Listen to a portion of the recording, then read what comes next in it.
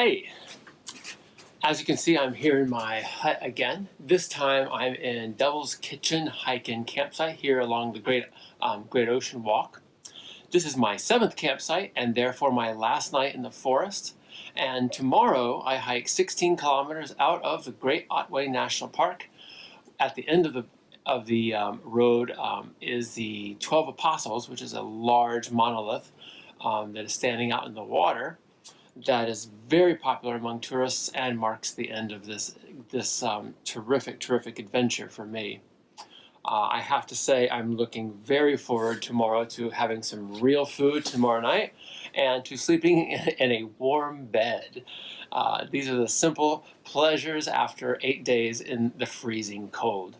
Today was even colder than yesterday, I believe.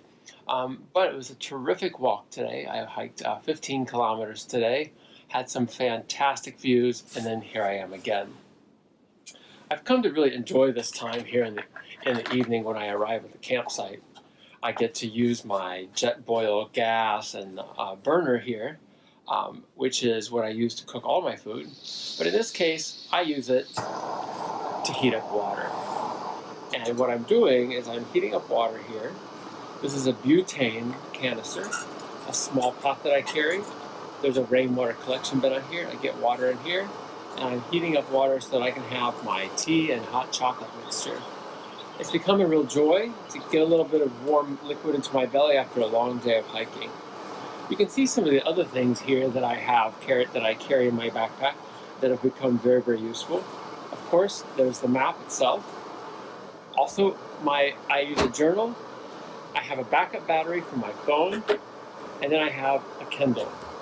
These three things have become incredibly important on this trip. I have absolutely loved this time in the evening, sitting here and writing in my journal. At night, after I eat dinner and I go to bed and get in my backpack, or my sleeping sack, I read my Kindle. I'm currently reading Shalimar the Clown by Salman Rushdie. And this, of course, allows me to continue taking videos and pictures along the way, even though I've had almost no electricity I've had zero electricity since the Cape Otway Lighthouse about 3-4 nights ago. A few other things that are important are, of course, baby wipes. I wipe down my body with this and some other parts. This is my trash. I'm pretty proud of this, actually.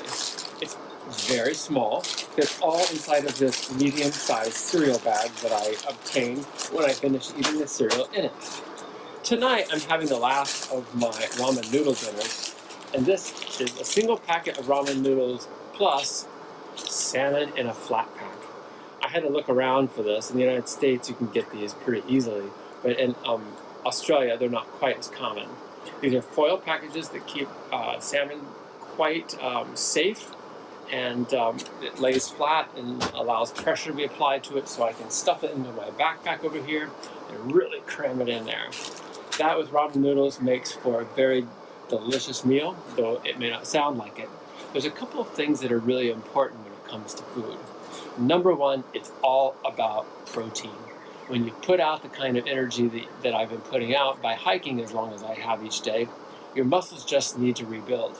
So it's incredibly important to make sure that you have plenty of protein sources, which is actually quite difficult and can be quite difficult to carry in dried or other forms over days of time. That's why I rely then on protein bars. When I buy these bars in the store, I always look for high levels of protein. Though this one in particular this one has 10.2 grams. This is a bar that has 12 grams of protein. That's all right. I've had some, in fact I have one over here, and I believe 21 grams of protein. This will be my lunch tomorrow. For breakfast tomorrow, I'm having performance oatmeal, which comes in a package like this, and to that I add a package of dried banana slices and also dried berries. That is a delicious way to start the morning, and it also contains protein. And then the other ingredient to a successful day of hiking is carbohydrates. And finally, which is what I'm doing here, warm liquids. This is particularly important in these climates where it's very cold. I also use a headlamp for the evening times, and my water bag, and then I have a water purification pump. Though the rain collection bin is right outside, this helps me ensure that I don't get anything like Giardia from the rain collection bins. Great to see you. Till tomorrow. Bye-bye.